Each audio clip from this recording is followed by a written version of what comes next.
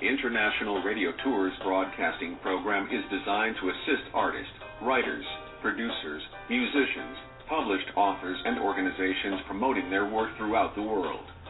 To learn more, visit online at internationalradiotours.org.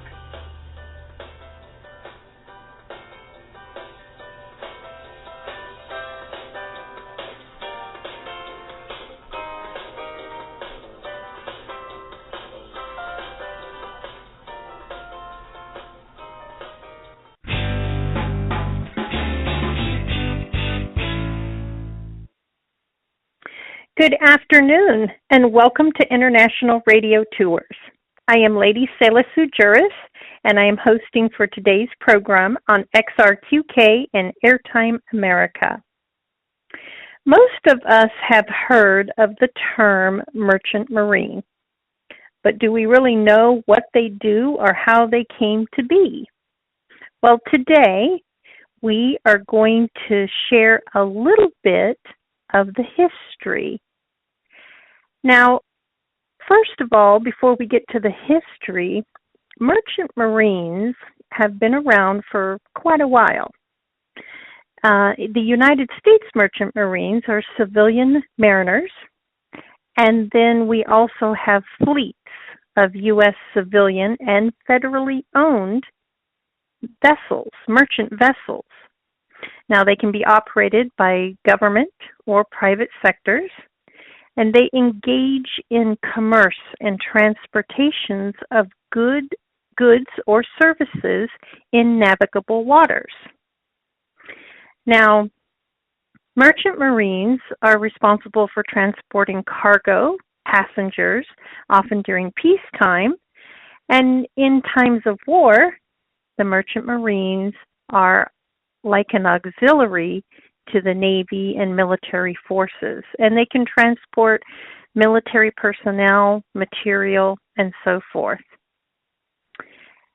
The merchant marines use a combination of cargo between nations. They also do some deep sea merchant ships. They use tugboats, towboats, ferries, dredges, and all kinds of involvement in navigable waters. So where did this all start? Well, very interestingly, it wasn't here.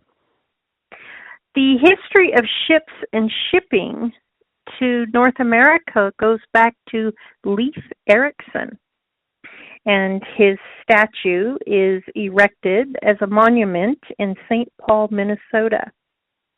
And he's also featured on the postage stamp of October 1968. But he was part of an establishment or a settlement in Vinland, which is present-day Newfoundland. And the colonies, as early as the 16th century of Europe, were shipping horses and cattle and hogs to America. But that also began to come into play in wartime.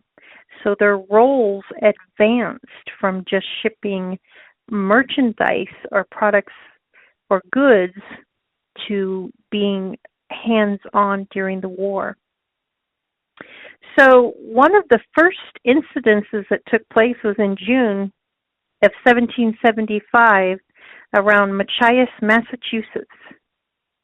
And a British schooner was named the HMS Margarita, and it had been captured, and they were in dire straits and critical need of supplies.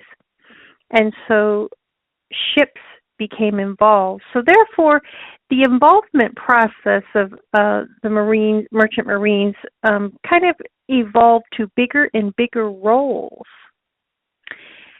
So from the 19th and 20th centuries, they became involved in subsequent wars from that one into the Confederate War, the Civil War, First and Second Wars, Vietnam and Korea, and the Gulf Wars, and so on. And so it's pretty widespread at this point. So why the little bit of lesson that we have today? Because when we're talking about the subjects we're going to share this afternoon, you have a better idea of the role that the Merchant Marines play. And this ties into today's show because we have a very special guest who was a Merchant Marine, and he wrote his voyages, his logbooks, his experiences, and some of them are quite fascinating stories. So stay tuned. We're going to take a brief commercial break, and then we will be right back with Captain Vantine for his book, Some Nautical Tales.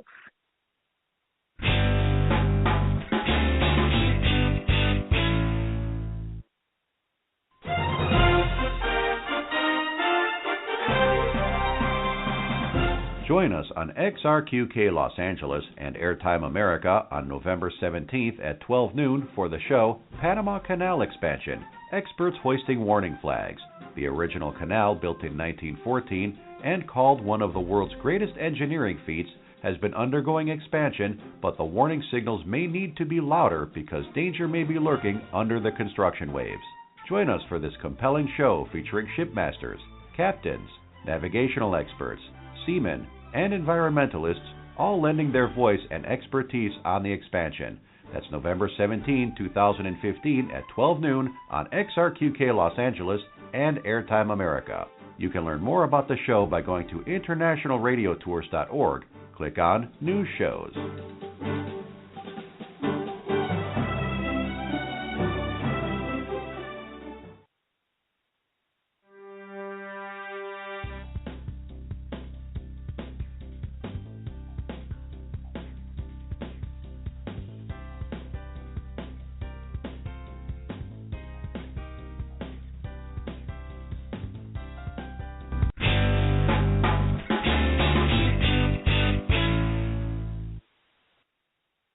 Welcome back to International Radio Tours.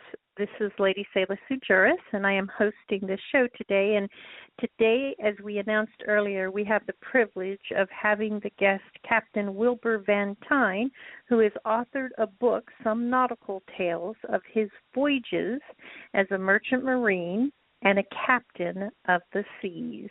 Welcome back to the Global Campfire, Captain Vantine. Well, thank you very much. It's a pleasure to be here. It's always nice to talk to you. You have such interesting stories. And today I know we're going to share some more of your stories. We've talked a little bit briefly about the fourth, fifth, and sixth voyages that you were part of. But before we get to that, the commercial that everyone just heard, Captain Vantine, about the Panama Canal show that's going to take place in November 17th. You're part of that show because you are an expert in this field, and you have had some concerns. Can you just give everyone just a little bit of your expertise in that area so we know we have something really good to look forward to? Well, the people that designed this canal, they did not consult with practical people that handle ships. The design that they've come up with is just not going to work. It's going to be a disaster, and we've been unable to get the news out. The ships ports all up and down the East Coast and Gulf Coast of the United States have been spending a tremendous amount of money to get ready for these larger ships that they've been told will start coming through the Panama Canal after April of next year. and boy, it's just not going to happen. I hope they're not working overtime and weekends getting ready, because there's plenty of time. It's not going to happen anytime soon. So you're going to be on there, and so is there's some other guests that will be with you. Another captain, Dan McGravy, and then we have some other people who are also concerned about some of the issues in the environmental impact with the waters. And so lots of good information on that show, and we're looking forward to hearing about the things that you have found and the details of that, because the Panama is it's an international interest. And so we're looking forward to having you on that show as well. So now let's get back to some nautical tales. It's quite amazing when we look at your. There's literally, I believe, I don't know, hundreds of stories in here, many stories, which is what makes your book really nice. And you had the opportunity to travel to so many countries and so many places, to see the world. Not everyone gets that in their career, but you definitely did. So I wanted you to share with our listeners a little bit of what happened on your fourth voyage that we had been talking about, and you were in Tampa, and then you had to head out onto the fourth voyage. So could you share some of that story with us? Okay, that's when we took from Tampa, Florida. We took a full load of wheat for Kobe, Japan. I believe that's the voyage you're talking about. Yes, that's correct. Mm-hmm. Okay, that was an interesting voyage. I went to Kobe, Japan, 3 years in a row, about a year apart. The first one was in 1946, and this voyage that you're speaking of was a year later. And it's unbelievable the amount of progress that had been made from 46 to 47 in rebuilding that town. We pretty well wiped out Kobe. The first time I went, there were huge areas where there was nothing standing except occasional industrial round smokestack that withstood the various explosions and fires that took place. But they were rebuilding the first to Kobe. This is shortly after the war ended, and the attitude of the people was just unbelievable. As you'd walk down the street, we were being regarded as conquerors. People would spread and bow as you went by. It was we were just sailors, but they were regarding us as conquerors, and the attitude as well as the scenery changed very rapidly.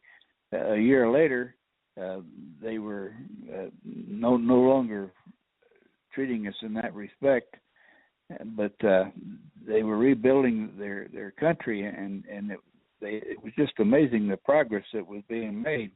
And also there were a tremendous amount of interesting things being produced. That the thought occurred to me that I should set up an import company and import this stuff in the States. And if I had done that, I think I would have ended up a very rich man. And the import business from the various tremendous amount of products that were being produced in Japan. Now, when you say that it had changed so much, what had changed so much? I mean, what were you seeing? I realized what you had seen in the beginning. You had been there a year earlier, and you said the places were just, devastated. What transpired when you went back? What were you seeing? Share that with us. Well, due to the people, they no longer felt so subdued